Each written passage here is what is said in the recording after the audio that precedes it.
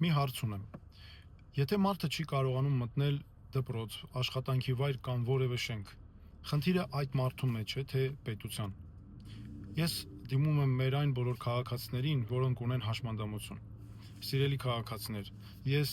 եւ մեր թիմը շատ լավ ենք տիրապետում այն խնդիրներին, որոնց բախվում եք դուք։ Ամեն օր, ամեն քայլափոխի։ Մի դեպքում անվասայլակի համար հարմարեցված շենքի պայմաններ չկան, մեկ այլ դեպքում ուսումնական ծրագրերը հարմարեցված չեն կարիքներին։ Մի ուրիշ դեպքում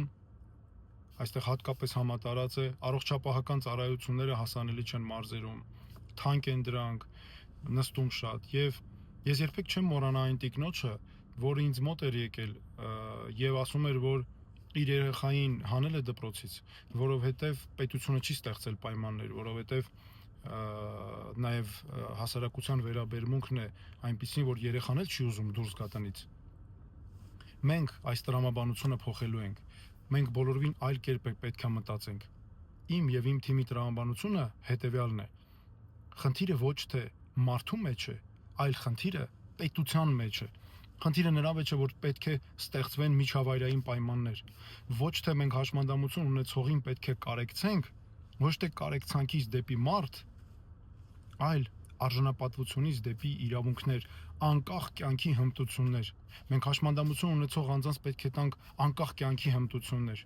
Ես օրինակ միշտ ուրախացել եմ Գյումրիում կա Արեգակ սրճարանը, դա ունի համախտանիշ ունեցող մարդկանց համար, որքան հաճելի է, մտնում է իր, ես հիշում եմ այն ժամանակ,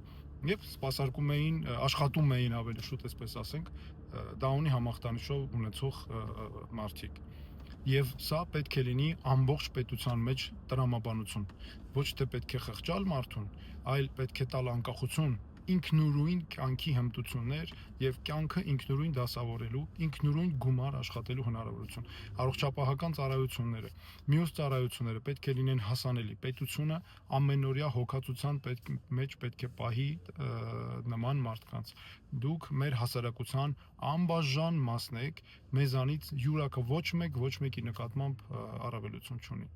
Քվեարկեք, խնդրում եմ, մեր օգտին, վստահեք մեզ, որպեսզի այս քաղաքականությունն իրականացնենք քվեաթերթիկ համար 6-ի օգտին։